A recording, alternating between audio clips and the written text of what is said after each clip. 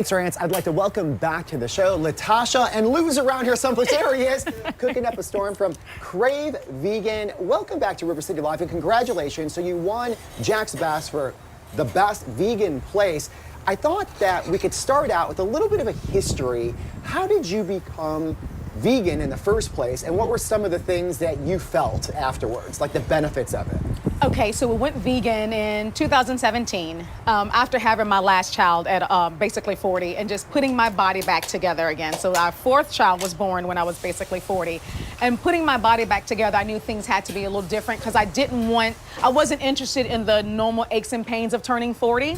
So I knew I had to make some changes. I didn't have any health issues, I still don't. It was just a conscious choice for myself and for the planet, of course, and for animals. But the immediate difference that we saw was no aches and pains. Just as far as recovering from workouts at the gym and CrossFit and things like that, the recovery was much faster. Yeah, they say inflammation actually goes down. It does. When you start to induce, I guess, more vegetables and fruits into your diet. Yes, and not to mention removing the dairy and removing those animal byproducts, there is a big difference. I happen to watch What the Health along with Game Changers, which brings out a lot more of the scientific aspects of it, not just an individual saying, I'm vegan, I feel great. We do feel great, but there's proof, scientific proof, that once veganism brings about all the happy organs doing happier things, not to mention just overall your skin, your sinuses, and then we're not hurting animals. Yeah, absolutely. And then, animals. Another part of it too, I feel like people that are on the fence to even try it, they're like, well, I have to take in my protein. Right. Well, there's a lot of protein in vegetables and some of the grains and legumes and some other things, correct? Exactly. So we don't, everything at Crave Vegan is made from scratch, which I say that all the time, guys. It was not that to keep my husband, who was raised on a hog farm, to keep him vegan, I had to do things a little differently. That should be your tagline. Exactly. My husband was raised on a hog farm. And he always said, hey, I'll die with a pork chop and, mashed potatoes in my hands or whatever. And so again, having our child, the last child at the age we are, we just wanted to be around to do and enjoy our children, So what's interesting with the protein, making everything from scratch, void of added chemicals and additives and glyphosate and things like that, you'll be surprised at the amount of protein, as far as 20 to 18 grams of protein in almost all of our meat alternatives. And then the other thing too, again, a lot of people that are just kind of on the fence to try it, they want a hearty meal, right? So they're like, well, I don't want broccoli and rice and call it a day.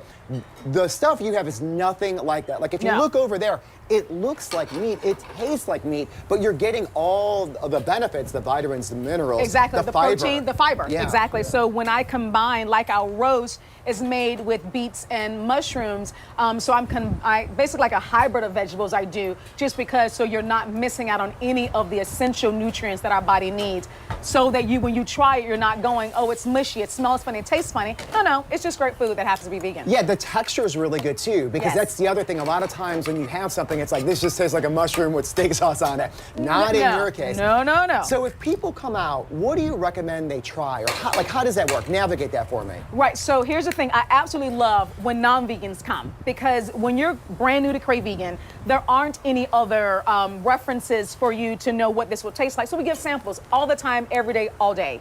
What I love is that when the non-vegans come, and they're okay, great, I want to try something, they get a sample, and then we walk them through the menu, because if you like the ribs, and there's a rib dinner, there's a rib mac hoagie. If you like the roast, we walk through all the items, the tacos and different things that offer that.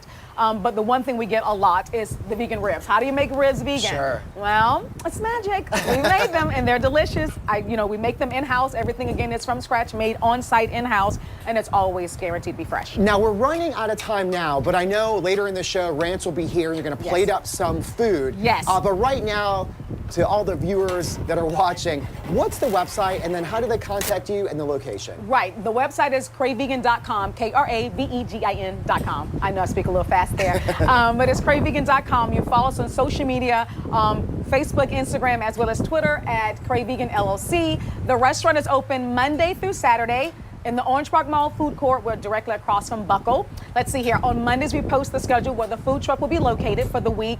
And you guys can give us a call at the restaurant anytime. The number is 904-579-4382. All right. Thank you so much. No problem. Please stick around. Yes. And you stick around too. More River City Live coming up right after this. Indeed.